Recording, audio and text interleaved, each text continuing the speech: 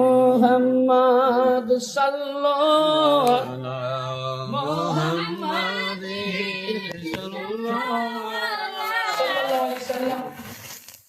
তাহলে কি বোঝা গেল?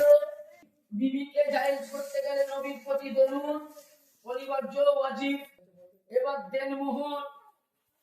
এবার আসুন, তাদের বিয়ে কোথা থেকে পেলাম? আদম পয়গম্বরের কাছ থেকে আমরা প্রথম বিয়ে। এইভাবে প্রতিটা নবীর জামানায় বিয়ে কসুর হয়ে আসছে। এবার আসুন, বিয়ে করা এক নাম্বার কি? ফরজ। যিনি বিয়ে করবেন সে ভাইকে আমি বলছি মশলাগুলো। 2 নাম্বার বিয়ে করা ওয়াজিব। 3 নাম্বার বিয়ে করা সুন্নাত। 4 নাম্বার বিয়ে করা মুস্তাহাব। 5 নাম্বার বিয়ে করা হারাম। 6 নাম্বার বিয়ে করা মাকরুহ। কয়টা বললাম? 6টা। এই বিয়ে সম্বন্ধে আল্লাহর নবী সরকারে মদিনা সাল্লাল্লাহু আলাইহি সাল্লাম বলছেন সাহাবায়ে কেরামদের মধ্যে যে তোমরা যদি নিজের স্ত্রীকে ইস্তেকামাত রাখতে পারো, তাকে যদি ঠিক মতন চলাতে পারো, তার নানু নাফকা দিতে পারো, তার ভরণ পোষণ নিতে পারো, তার সঙ্গে ঠিক মতন যদি ব্যবহার করতে পারো, তো তোমাদের জন্য বিয়ে করা ফরজ। আল্লাহর নবীকে সাহাবীরা বললেন, ইয়া রাসূলুল্লাহ, ইয়া হাবিবাল্লাহ, যদি আমি আমার স্ত্রীর নানু নাফকা দিতে পারবো না, হয়তো আমার ক্ষমতায় পুজে না, কিংবা আমার অনেক টাকা আছে, কিন্তু মেয়েটার যদি আমার খাবার না থাকে, ইঙ্গিতে বুঝবেন, তাহলে আমি কি করব? আল্লাহর নবী দয়ার নবী বললেন যে তোমাদের প্রত্যেকের উপরে 12টি মাস রোজা রাখা ফরজ। 1 নাম্বার বিয়ে করা ওয়াজিব। যদি ছেলে কিংবা মেয়ে বুঝতে পারে আমার দ্বারা গুনাহ হবে, সে গুনাহ থেকে বাঁচার জন্য বিয়ে করা ওয়াজিব। হাদিস বলছে আন নিকাহু মিন সুন্নতি ফামান রাগিবা ফালাইসা আন সুন্নতি আবাদা কাসীরাও। ইয়ানি নবী পাক বলছেন বিবাহ বন্ধন করা আমার সুন্নাত। আর বলছেন কোন ব্যক্তি যদি একটি সুন্নাতের প্রতি আমল করে, একটি সুন্নাতকে পালন করলো, সুন্নাত মোতাবেক বিবাহ দিল, সুন্নাত মোতাবেক কর্ম করলো, সুন্নাত মোতাবেক দাওয়াত করলো, সুন্নাত মোতাবেক নিকাহ করালো, সুন্নাত মোতাবেক মেহমানদারি করালো, নবী বলছেন ওয়াজাবাত লাহু শাফাআতু ইয়াউমাল কিয়ামাত। আমার নবী বলছেন আমার প্রতি ওয়াজিব যে আমার সুন্নাতকে পালন করেছে, আমার ফরজকে পালন করেছে, আমি মুস্তাফা তাকে সঙ্গে করে জান্নাতে নিয়ে যাব। সুবহানাল্লাহ। হ্যাঁ, কিন্তু বলুন আমাদের বিবাহ সুন্নাত মোতাবেক হয়? আমার তো মনে হয় না হয় না। হয়, কারণ শরিয়াত মোতাবেক কি বলে ওটাকে, কোন কথা দেখি, লেনদেন করা হারাম আছে। নবী মুস্তাফার একটা এমন হাদিস আছে, হয়তো বললে রাগ করবে অনেকেই, আমি আগেই ভাইজানকে বলেছি রাগ করবেন না, আমার সঙ্গে আলোচনা হতে হবে, আপনার উপকার। নবী বলছেন কেউ যদি বিয়েতে পণ নেয় মেয়ের বাপের কাছ থেকে যে আমি এত টাকা না হলে বিয়ে দিব না, আজকে বলুন মেয়েরা স্বামীর উপরে চেড়ে কানে কথা বলছে, একটাই আমার বাপ তোমাকে এমনি দেয়নি, খালি হাত লয়, নগদ 1 লাখ টাকা দিয়েছে, 4 ভরি সোনা দিয়েছে, একটা সাইকেল দিয়েছে, আলমারি খাট ফিনিশ দিয়েছে। হ্যাঁ, তো মেয়ে বলা হবে না? এটা ত্রুটি হবে। আপনি কিচ্ছু নেবেন না, আপনি সিরিফ বলুন যে মেয়েটি শরিয়ত মোতাবেক কিনা, হাদিস ও কোরআন নিয়ে চলতে পারে কিনা, শ্বশুর শাশুড়ি সম্মান করতে পারবে কিনা, বাড়িতে নামাজের কালাম হবে কিনা, আপনি এই নিয়ে বিয়ে করুন। আর নবী মুস্তাফা বলছেন যদি আপনাকে আপনার ছেলের শ্বশুর মশাই কিছু খুশি ভাবে দিতে পারে, সেটা সুন্নাত আছে, জায়েজ আছে। আর নবী বলছেন পণ করে বিয়ে দেওয়া শুধু হারাম নয়, শুয়োরের মাংস খাওয়া যতটা গুনাহ পালন করে যাওয়া ততটাই গুনাহ। এটা হাদিস, আমি রাসূলুল্লাহ বলেছেন। তাহলে এগুলো আমাদের করা যাবে না, কারণ নবী মুস্তাফা বলেছেন। আরেকটা কথা, আপনি দেনমোহর কোন সময় ছেড়ে রাখবেন না, কারণ শরিয়াত মোতাবেক, ইসলাম মোতাবেক দেনমোহর আদায় করা নবীর সুন্নাত। আর হাদিস শরীফের মধ্যে আছে, ধরুন আমার কথা বলছি, আমি নামাজি, পরেশগার মাওলানা মুফতি, আমি খুব ভাষণ দিলাম, কিন্তু আমার ওয়াইফের কিংবা আমার অর্ধাঙ্গিনীর আমি দেনমোহর পরিশোধ করলাম না, আমি মারা গেলাম, হয়তো আল্লাহ পাক কেন নামায় আমলে আমার খুব নেকি আছে, কোনো গুনাহ নাই, তখনই একটি ফেরেশতা বলবে আল্লাহ ই এখনো জান্নাতে যেতে পারে না, যে ফেরেশতার নাম ঈমান আলাইহিস সালাম। বলে কেন? বলে ওর মধ্যে তো আদব আছে, ওর মধ্যে তাহাজ্জুদ আছে, ওর মধ্যে নবীর মুহাব্বত নামাজ রোজা সবই আছে। বলে আল্লাহ যা করেছে সবই ঠিক, কিন্তু স্ত্রীর হক আদা করেনি। তো আল্লাহ পাক বলছেন যে আবু জেহেল নয়, সাদ্দাত নয়, নমরুদ নয়, ফেরাউনের সঙ্গে নয়, বিয়ের আগে যে সব ছেলে মেয়েরা জেনা কাজ করে, ওই জেনাকারীর সঙ্গে ওই নামাজি মৌলবি সাহেব যদি স্ত্রীর যদি হক আদা না করে তো ওকে জেনাকারীর সঙ্গে বিচার হবে। তাহলে কর্তব্য কি? দেনমোহর পরিশোধ করা। হ্যাঁ, কিন্তু আমার যদি দেখা যায় 99% কারো দেনমোহর পরিশোধ নাই, কিভাবে পরিশোধ করবেন সব দলিল দিব। অনেকে আমরা করি, আমার স্ত্রী মারা গেল, দেখবেন আপনাদের গ্রামে আছে কি বলতে পারলাম না, আপনাদের গ্রামে আছে কি বলতে পারবো না। আমার নঈম ভাই জানে, যেহেতু বহুত ধরে আছে। অনেক দেখবেন বাড়িতে লোক মারা গেল, তখন কি করে যে আব্দুল্লাহকে ডাক, ওর স্ত্রী মারা গেছে, স্ত্রীর লাশ খাটের উপরে আছে, ওর স্ত্রীর মরা হাতটাকে নিয়ে স্বামীকে বলছে ধরো, ধরে বলছে হে করিমের মা, তুমি তো মদিকেরাদের মুহূর্ত মাফ করো। আচ্ছা বলেন তো মাফ হবে? কথা বলেন, হাসিলে হবে কি ভাইজান? হবে? যদি বিবি জিন্দায় অবস্থায় মাপ দেয় তবে মাপ হবে না। বলে কেন? কারণ টাকা কে দিয়েছে? ইনারও তো মেয়ে আছে, ইনি যখন মেয়ের বিয়ে দিয়েছেন টাকা তো উনি দিয়েছেন, হ্যাঁ বিয়ে তো উনি দিয়েছেন। তার জন্য আল্লাহর নবী বলছেন যে তোমার স্ত্রীর কাছে যদি দেনমোহর থাকে, তোমার স্ত্রীকে বলো যে আমার এই দেনমোহর আছে, তুমি তোমার আব্বার কাছে যাও। যদি আব্বা না থাকে তো বাড়ির মায়ের কাছে যাও, মা যদি না থাকে বড় ভাইয়ের কাছে যাও, বড় বোনের কাছে যাও, চাচার কাছে যাও, যে দেখেন আপনাদের জামাই দেনমোহর আছে, তো আমাকে ক্ষমা চাইছিল। বাড়ির গার্জেন একজন যদি বলে বেটি তোমাকে বাস করতে হবে, মাফ করে দাও, তো সঙ্গে সঙ্গে বেটি এসে বলবে মাফ হয়ে যাবে, মাফ করে দিলাম। যদি বলে মাফ করে দিলাম, বাপ পারমিশন দিল, মেয়ে মাফ করে দিল, সঙ্গে সঙ্গে মাফ হয়ে যাবে। আর যদি বুঝলেন বাপের পারমিশন নিল না, গার্জেনের পারমিশন নিল না, মেয়ে মাফ দিল, মা ওর অবস্থায় মাফ হলো, কিন্তু আল্লাহর দরবারে মাফ হয়নি। কেন? কারণ ওই মেয়েটাকে ছোট্ট থেকে লালিত পালিত করেছে তার বাপ মা, ছোট্ট থেকে বড় করেছে তার বাপ মা, শিক্ষা আদর্শ দিয়েছে বাপ মা, যা কিছু দিয়েছে বিয়ের পর তার বাপ মাই তোমার হাতে তুলে দিয়েছে, তাই তো? যেমন ছোট্ট কথা বলি, আচ্ছা বলুন, হযরতে আলী মুশকিল কুশা হায়দার কাররাত দামাতে পয়গম্বর ফতেহুল্লাহ খৈবর ইয়াজদুল্লাহ আলিউল্লাহ ওয়াসিউল্লাহ আলী কালামুল্লাহ তাআলা ওয়াজহুল কারীম, ইনি তো জান্নাত এবং জাহান্নাম বন্টনকারী, তাই তো? কিন্তু ওনার ছোট্ট একটা ঘটনা বলছি।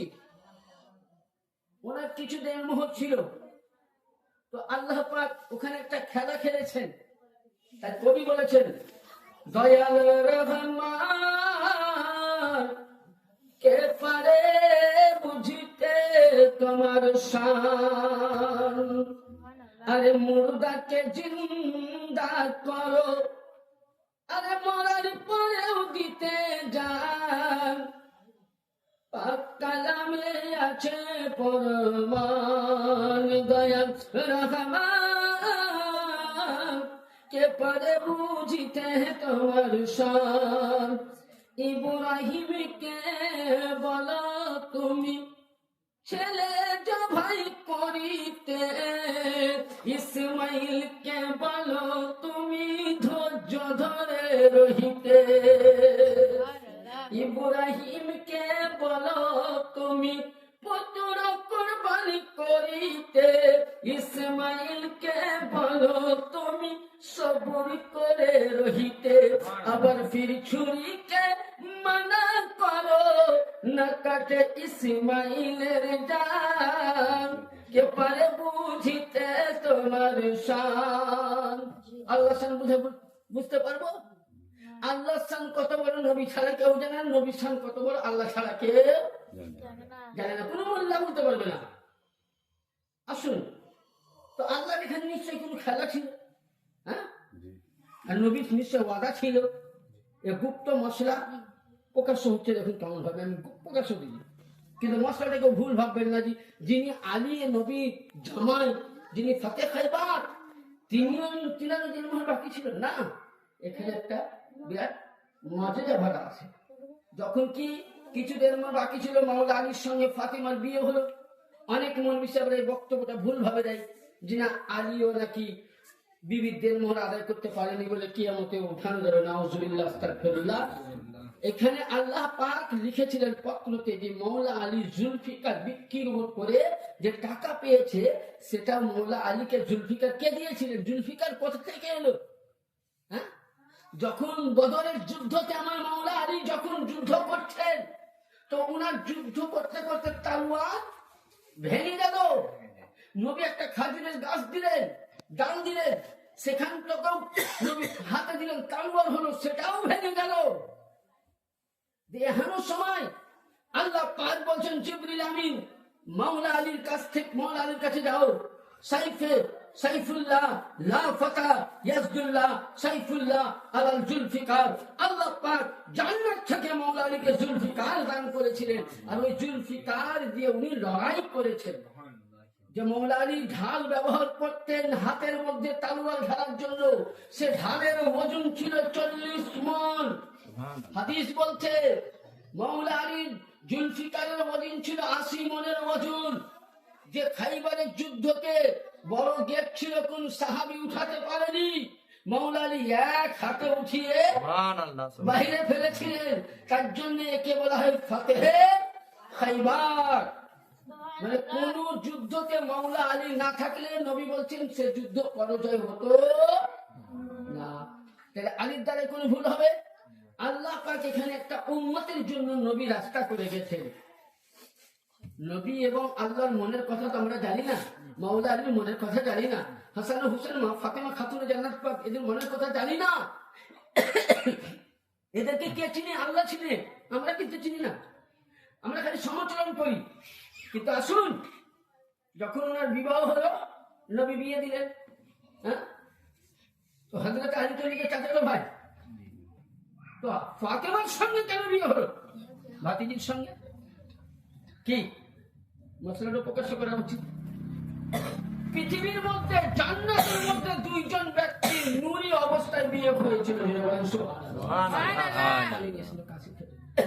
নূরি অবস্থায় বিয়ে হয়েছিল। কার কার নাম জানা আছে? নাই। প্রথম জান্নাতের মধ্যে নূরি অবস্থায় হযরতে আলী ও ফাতেমার বিয়ে হয়, নূর অবস্থায়। আর দ্বিতীয় পয়েন্টে জান্নাতের মধ্যে বিয়ে হয়েছিলেন হযরতে সাইয়্যিদিনা আব্দুল্লাহ ও হযরতে সাইয়্যিদা আমিনা রাদিয়াল্লাহু আনহুমা, নবীর আব্বা মায়ের। এটা ইতিহাস কখনো যদি আল্লাহ বাঁচিয়ে রাখেন থাকি তো নবী দিবসে শোনাবো, সব একটা শুনলাম এটা থাকবে না। জান্নাতে বিয়ে হয়েছিল। হযরতে ফাতিমাকে সবাই বিয়ে করতে চেয়েছিল, রাজা, বাদশা, মন্ত্রী, উজির সবাই।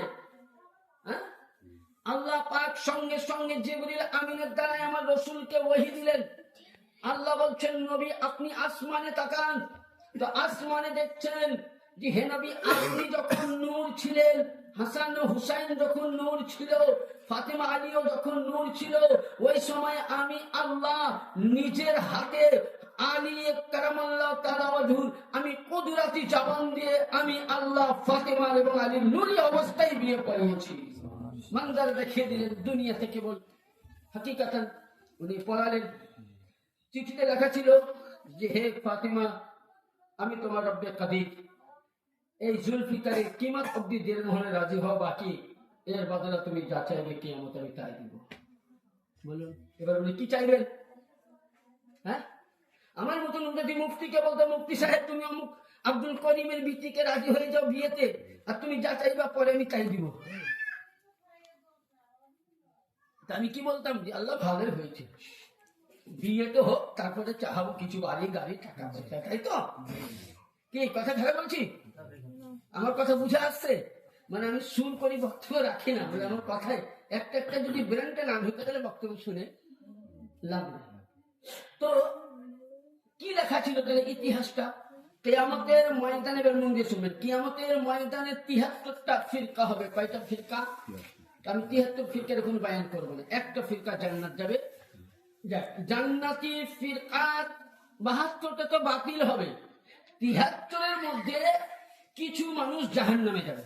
73-এর মধ্যে কিছু মানুষ কোন কারণ বশতে জাহান্নামে যাবে। যখন নবীদের স্থান আলাদা হলো, গৌসদের স্থান, পীরদের স্থান, ওলিদের স্থান, নামাজীদের স্থান, সালেহিনদের স্থান, মৌলবীদের, তালিবিনদের সবার স্থান আলাদা আলাদা হলো। আর সে আযামের নিচে আল্লাহ বলবেন, ফারিস্তা মণ্ডলী, নবীগণ, তোমরা নিজের নিগাহকে নিচে করে নাও। নিগাহ মানে চেহারা নিচে করে নাও। আমার নবীর বেটি জান্নাতুল বাকি থেকে, জান্নাত থেকে সওয়ার হয়ে আসছেন। তো নবীর বেটি আসছেন, তামাম নবীগণ রাসূলগণ তামাম ময়দানে মাশারে সকলে মাথা নত করে দিলেন। আর ওই সময় নবীর বেটি দাসী হিসাবে কে? হযরতে হাওয়া রাদিয়াল্লাহু তাআলা আনহা এবং হযরতে মারইয়াম রাদিয়াল্লাহু তাআলা আনহা এবং হাজিরা, সারা এবং ফেরাউনের স্ত্রী 5 জন, 4 জন নবী,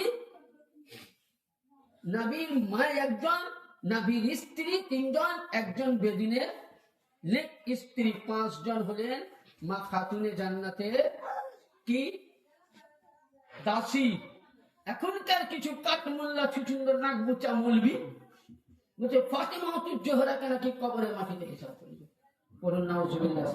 হাদিস আছে कि फातिमा तू ज़ोहरा आस्ten तो अल्लाह बोलते निगाह को नीचे करो, मेरे जन्नत के सरदार ने आ रहे हैं। जाके नबी मुस्तफा বলেছেন ফাতিমা তুমি কি রাজি নয়? বলে ইয়া রাসূলুল্লাহ বলেন কিসের জন্য? নবী পাক বুঝেন সাইয়্যিদুস নাসাইল আলামিনা ওয়াল মুমিনিনা ওয়াল মুমিনাত ওয়াল মুসলিমিনা মুসলিমাতিল নিসাইল আলামিন। নবী বলেছেন বেটি ফাতিমা তোমাকে আমি এত বড় জিনিস দিয়েছি, জান্নাতের মধ্যে নবীর স্ত্রী, জান্নাতের মধ্যে সমস্ত নবীদের স্ত্রী থাকবে, yani নবীর মাও থাকবেন এবং আল্লাহর ওলিদের স্ত্রী থাকবেন, সমস্ত মুমিন নারী যারা পরহেজগার নারীদের তোমাকে আমি নেতা বানিয়ে দিয়েছি। যে ফাতেমাকে সমস্ত নবীদের স্ত্রী, আউলিয়াদের স্ত্রী, সালেহিনদের স্ত্রী, আপনার স্ত্রী, সমস্ত লোকের স্ত্রী, তাদের কি সরদার।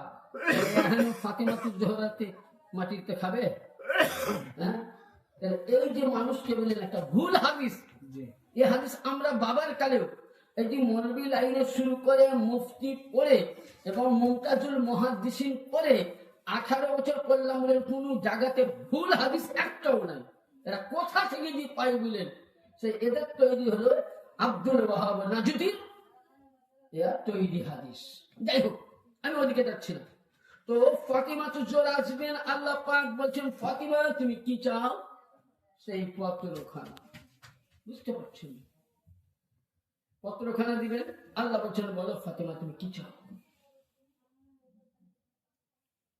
আল্লাহ পাক বলছেন আজকে আমার চাহিদার অনেক আছে, 3-4টা জিনিস, তার মধ্যে সবচেয়ে ভাইটাল জিনিস কি?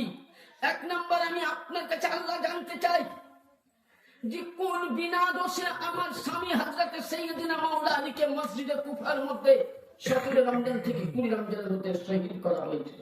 কেন মুসলমান শহীদ করেছিলেন? 2 নম্বর আমার লাগতে জিগার সাইয়্যিদিনা ইমাম হাসান আলাইহিস সালামকে নামাজি মুনাফিক মুসলমান বিষ দিয়ে কেন মারলে, এর বদলা আমি চাই। 3 নম্বর আমার ইমাম হুসাইন আলাইহিস সালাম কে বেদিন কালমা পড়নে वाला মুসলমান নামাজের দাওয়াত দিয়ে, ইসলামের দাওয়াত দিয়ে তাকে শহীদ করা হলো। তার কাছে 72 জনকে জবাই করা হয়েছে এবং 12 ইমাম আমার শহীদ হয়েছে, 14 মাসুম শহীদ হয়েছে। আল্লাহ এর বদলা চাই, কিন্তু এর বদলা তো আমি নিব পরে, কিন্তু এর মধ্যে তুমি যেটা লিখেছো আল্লাহ এটার মানে আমি চাই। বলে কি লিখেছিল? বলে তুমি যা চাইবে। বলে আল্লাহ আজকে আমি এর বদলা পরে চাইবো, কিন্তু কিছুক্ষণ তোমার বিচারের প্রান্ত থেকে যে উম্মতকে তুমি জাহান্নামে দিলে, এই বদলা আমার যেটুকুন দেড় মোহর বাকি আছে, এই বাকি মোহর আনার বদলাতে আমি উম্মতে মুহাম্মাদের পরিত্রাণ জান্নাতে। তাহলে কি বুঝা গেল? এখানে কি ফাতেমা আলীর জন্য না, এটা উম্মতকে তরাবার জন্য মাসলাটা দেওয়া হয়েছিল। তাহলে দেড়মোহর একটা এমনই জিনিস, স্ত্রীর দেড়মোহর কত করবেন? শরিয়াত মোতাবেক আনুমানিক কিছু নেন বা না নেন কমসে কম 11 থেকে, যদি পয়সাওয়ালা হন তো 11,000 টাকা করে দিবেন, কিন্তু একটা জিনিস দিয়ে দিলেন। সংক্ষিপ্ত মানুষ একটা ছোট্ট একটা জিনিস 5,000 6,000 লাগলো দিয়ে দেড় মুহূর্তে এবার কি করে পরিশোধ করবেন আমি শিখিয়ে দিচ্ছি। বিয়ে পড়াতে যাবেন তখন জিনিসটা নয়, বিয়েটা পড়া হয়ে গেল, ওই ছেলেটি তার বাপ সঙ্গে যাবে, মা সঙ্গে যাবে, ওই মেয়েটির মা বাবা থাকবে, আত্মীয় স্বজন যাবে, গিয়ে তখন আপনার ছেলেকে শিখিয়ে দিলেন যে বাবা নাও। তখন তার স্ত্রীকে হাত ধরে বলবে যে শোনো, তুমি এর আগে কি ছিলে না ছিলে আমার দেখার দরকার নেই, এখন তুমি আমার কবুল করা নিকাহ করা বউ শরিয়ত মোতাবেক, তো তোমার সাথে আমার একটা পাওনা ছিল, সেটা হলো কি তোমাকে স্ত্রী রূপে আমি পেয়েছি, এটা ভাগ্য বলে আমি তোমাকে কিছু নাজরানা দিচ্ছি, সেটা কি দেনমোহর, এটা দিয়েছি, এটা থেকে তুমি খুশি হয়ে যাও। মেয়েটি যদি বলে হ্যাঁ আমি দেনমোহর কবুল করলাম, সঙ্গে সঙ্গে আপনাদের দেনমোহর মাফ হয়ে গেল।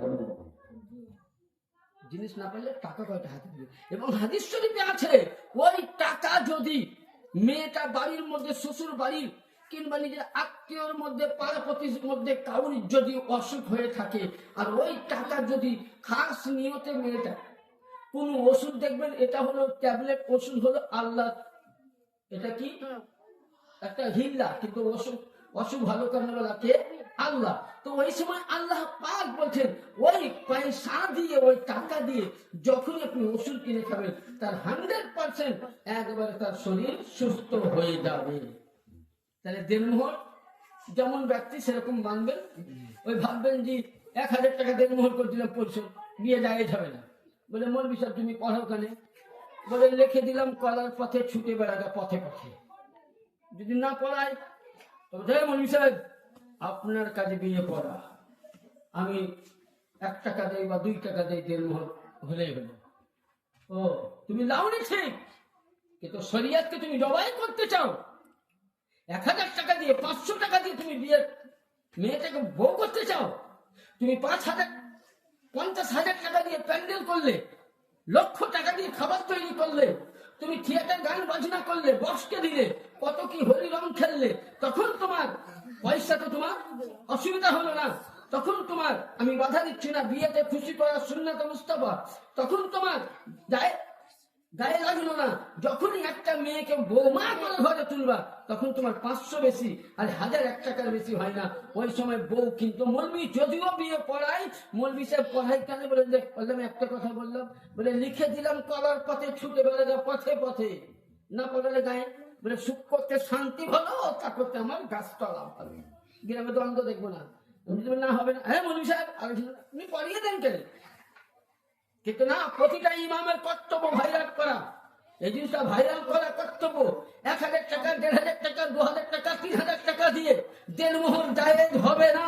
কমসে কম ম্যাক্সিমাম একটা মেয়েকে বউ করতে গেলে 11,000 টাকা দেনমোহর শরিয়াতে দিতে হবে, যেটা আপনি যে কোনো মুফাসসিরিন থেকে। ফাতিমাতুজ জোহরার দেনমোহর কত ছিল জানেন? 14 দিরহাম চাঁদি। কত দিরহাম? মা আয়েশা সিদ্দিকার দেনমোহর কত ছিল জানেন? 28 দিরহাম চাঁদি। খাদিজাতুল কুবরা ছিল তো 14 দিরহাম সমান 14 দুগুণে কত হয়? 28। মানে আমাদের 1 ভরি, ওদের হাফ ভরি, বুঝতে পারছেন? তাহলে ওদের 1 ভরিতে আমাদের, ওদের হাফ ভরিতে আমাদের 1 ভরি হয়ে যাচ্ছে। তাহলে ওদের যখন 1 ভরি, আমাদের 2 ভরি, তো 14 দিরহাম চাঁদির দাম, 28 দিরহাম চাঁদির দাম কত? এখনকার যুগে আমি 1,000 টাকা ধরছি, তাহলে কত হয়? আমরা দিয়ে কত? 500, 1100, 1200 দিয়ে যাই হবে। এটা রাসূলুল্লাহ দেখলেন যে প্রতি উম্মতের মধ্যে ক্ষমতা হবে না, তার জন্য নবী পাক একটা টাকার অঙ্ক দিয়ে উনি 11,000 টাকা, বড় বড় মুফতি আজম, মুহাদ্দিসিন, মুফাক্কিরিনগণ ম্যাক্সিমাম 11,000 টাকার নিচে দেনমোহর করা যাবে। 11 পর আপনি যত করতে পারেন, এটা আপনি লক্ষ্য রাখবেন। 2 নাম্বার, শরিয়ত মোতাবেক বিয়ে দিবেন। বিয়েতে খুশি করা যায়, ওয়ালিমা করা যায়, বউ ভোজ করা যায়, কারণ নবী মুস্তাফা বলছেন বিয়ের মজলিসে যখন ইমাম সাহেব দোয়া চাহে, ওই সময় গ্রামবাসী থাকে, মহল্লাবাসী থাকে, পাড়া প্রতিবেশী থাকে, সকলেই থাকে, কিন্তু ওই মজলিসে আল্লাহ লক্ষ কোটি ফারিস্তা বলে আমিন, ইমাম দোয়া করে আমিন, ইমাম দোয়া করে আমিন। আল্লাহ বলছেন যে হে মৌলানা, হে মুফতি, হে মুমিনগণ, নবী বলছেন তোমাদের দোয়া যদিও বাতিল হয়, কিন্তু যেই মজলিসে আল্লাহর নুরানি ফারিস্তার নুরি হাত উঠেছে দুলহা দুলনের জন্য, সেই দোয়া আল্লাহর দরবারে 100% কবুল হবে। তাহলে কি এই কি রে কথা বলে শুনিস না?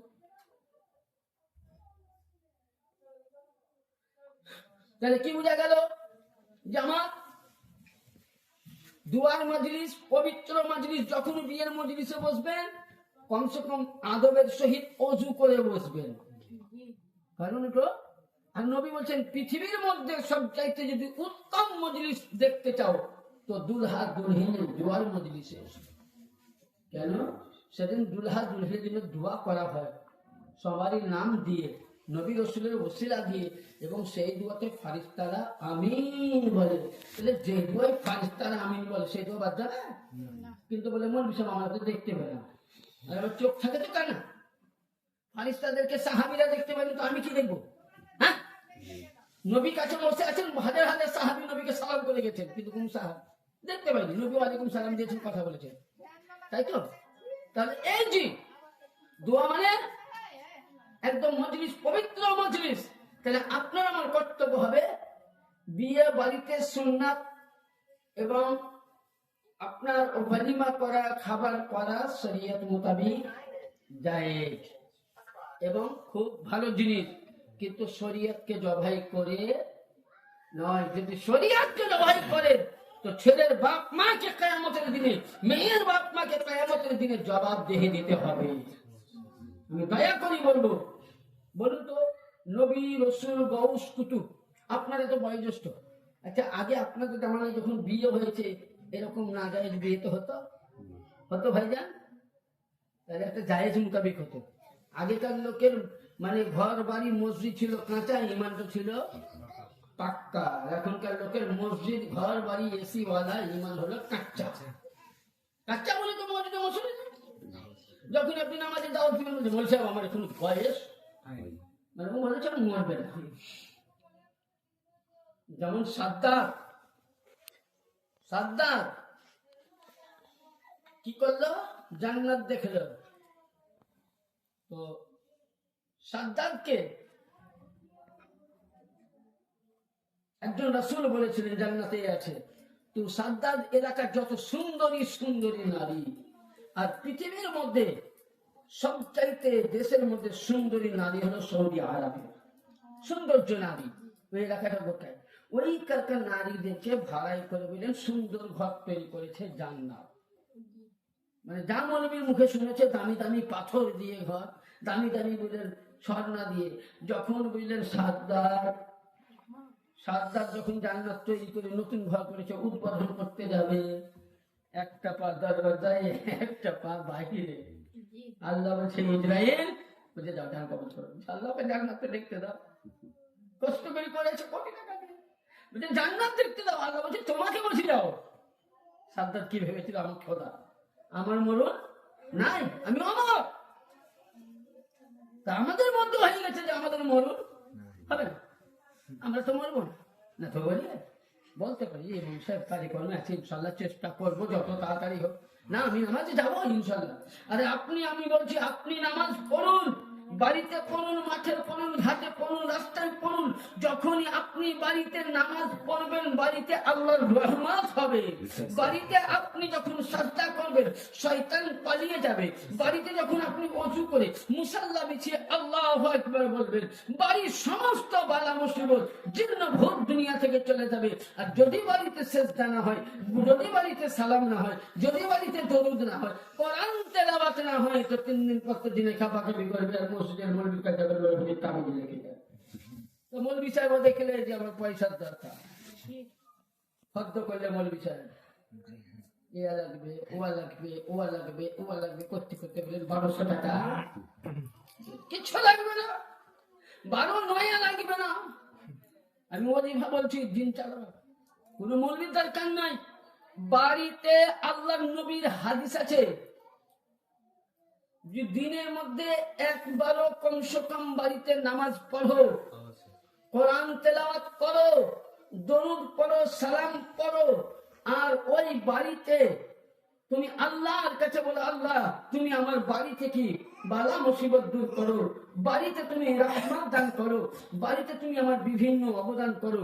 এই যদি বাড়িওয়ালা দোয়া চাই, আল্লাহ বলছেন সেই বাড়িতে কোনোদিন বালা ঢুকবে না। বাড়িতে অসুখ, আপনি নামাজ পড়লেন, দোয়া শেষ, বাড়ির ছেলে মেয়েকে সামনে রাখলেন, যেগুলো আপনি নামাজে দোয়া করেছেন সেটাকে ইকিন করে প্রতিটা মানুষের শরীরের মধ্যে এমনি করে একটা ফুঁক দিয়ে দেন, সকলে সুস্থ থাকবে। বুঝলেন? আমরা করি, হ্যাঁ, বাড়িতে তো নামাজ পড়ি না, হ্যাঁ, তাহলে আমাদের কি করে বাড়িতে পাওয়া যাবে? তো মৌলবি সাহেব খাবে না কেন পয়সা? ঠিক আছে, মৌলবি সাহেব ভালো ব্যবস্থা করছে, আমি খারাপ ধরে। যাই হোক, তো কথা হচ্ছে বিয়ে, তাহলে দেনমোহর আমাদেরকে পরিশোধ অবশ্যই করতে হবে, এটা হলো ফরজে আইন। 2 নাম্বার, যেখানে বিয়ে দেন মেয়ে নামাজি কিনা, আমার ভাই আগেই বলেছেন, উপমা দিয়েছেন, মাংস কিনে আনলেন, বাড়িতে এসে বলছেন হাড্ডিওয়ালা শুশুনির হাড়ির মাংস দাও পাবে। আপনি ধরুন দুপুর বেলায় আলু কিনিয়েছেন, ডাল কিনিয়েছেন, আর আপনি করলেন কি, আপনার স্ত্রীকে, বুবুজানকে বা ভাবিজানকে বললেন আমাকে ইলিশ মাছ দিয়ে ভাত দাও পাবে। আপনি নিয়েছেন কাতলা মাছ, আপনি টেংরা মাছ বা নিয়ে আসেননি, কি পাবে? হ্যাঁ, কথা হচ্ছে বলে আমার বাহুমূল্য যাই,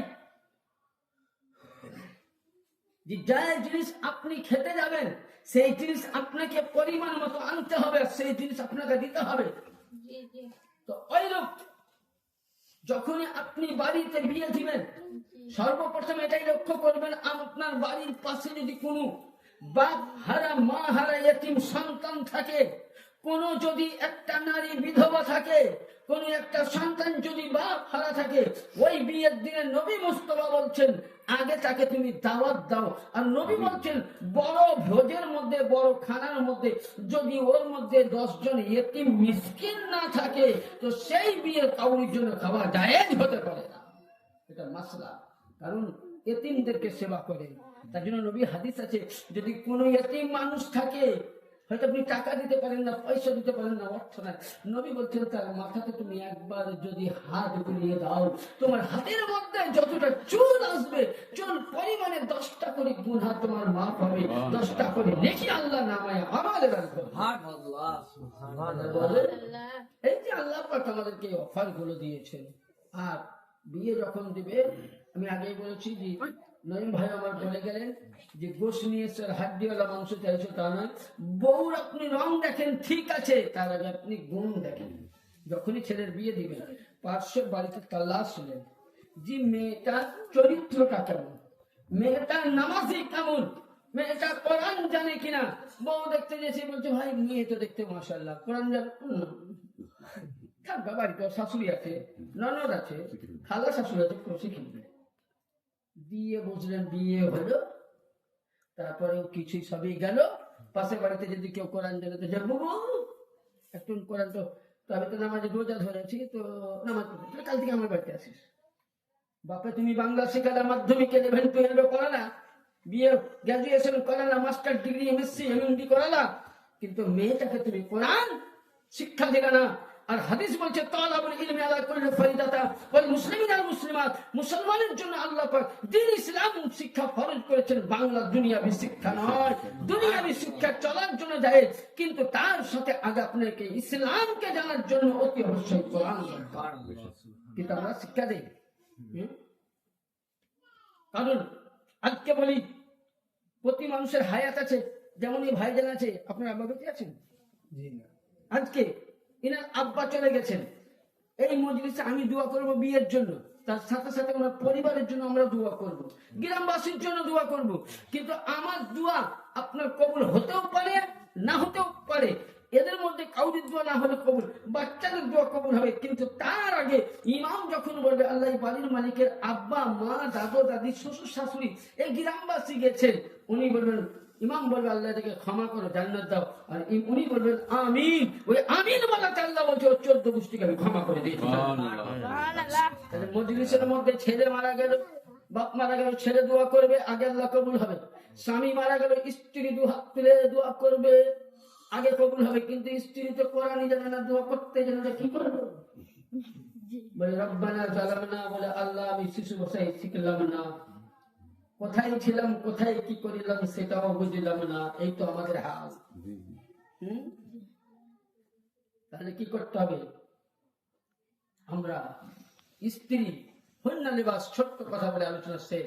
হন্না লেবাস, স্ত্রী হলো, আমি কোরআনের আয়াতের কিন্তু আমি ব্যাখ্যাতে যেতে পারিনি, ওইটা উদাহরণেই শেষ করছি।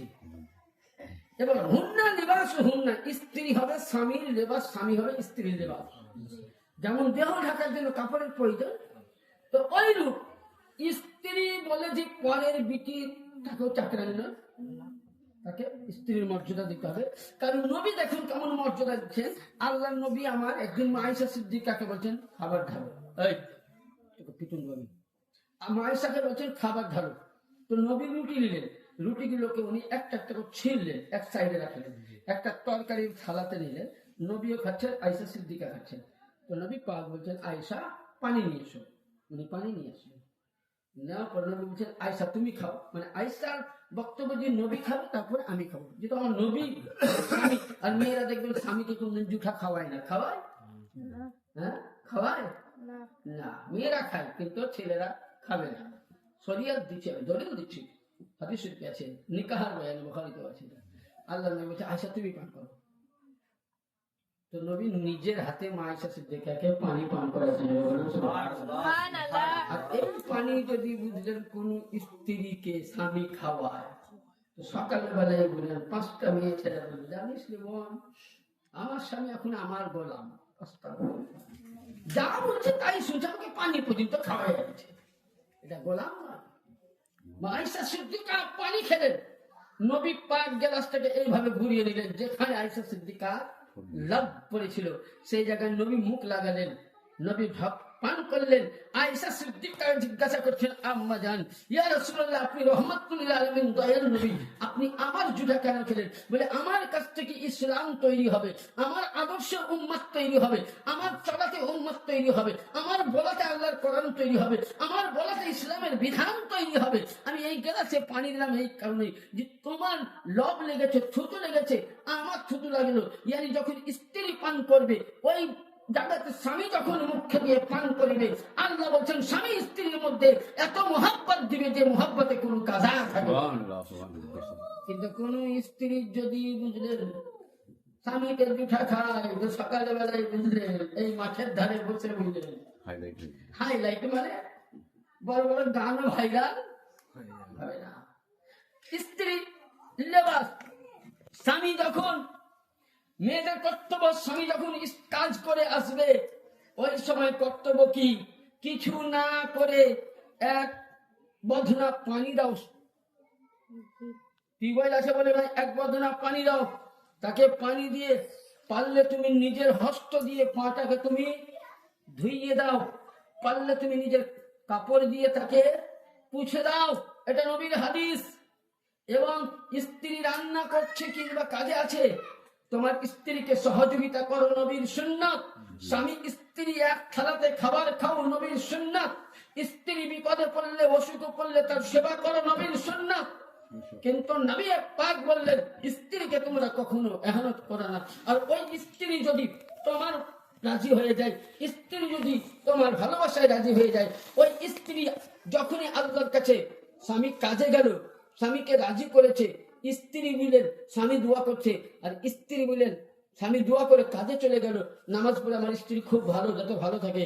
এ করে মেয়েটি নামাজ পড়ে মনে মনে বলে আল্লাহ তুমি যেমন হযরতে আলীকে ফাতেমার জন্য আলীকে দিয়েছিলে, ইউসুফ নবীর জন্য হযরতে ইউসুফ নবীর জন্য জুলাইখাকে দিয়েছিলেন, আইয়ুব নবীর জন্য রহিমাকে দিয়েছিলেন, নবীর জন্য খাদিজাতুল কুবরা আয়েশা সিদ্দিকাকে দিয়েছিলেন, মুসার জন্য সাফওয়ানকে দিয়েছিলেন। আল্লাহ ওদের মতন নয়, আমার স্বামী নবী নয়, কিন্তু আমার স্বামীর হায়াত বাড়িয়ে দাও এবং স্বামীর রুজিতে বরকত দাও এবং স্বামী স্ত্রী যেমন দুনিয়াতে একসাথে আছি জান্নাতেও যেন থাকতে পারো। এর নাম হুন্না লেবাস। স্ত্রী অন্যায় করলে মারবেন না, তাকে বুঝাবেন যে শোনো এই অন্যায়টা করতে না। আরে মানুষ, হ্যাঁ। আর যখনই অন্যায় শুনলেন পাড়ার লোকের মুখে কান ফলানি শুনবেন না। যখনই শুনলেন অন্যায় করছে বলে বাপরে রাস্তাতে এলে বেশ ভালো, যখনই বুঝলেন শুনলেন যে হয়েছে হ্যাঁ মানে দাদা সিংহের মতন ফলতে ফলতে এসে ব্যাগটাকে রেখে কিছু দেখা দেখে না, লাঠি ভাটা ঝোটা চপ্পলটা ফেলে মারতে শুরু করলেন। বলো এটা গুনাহ হবে?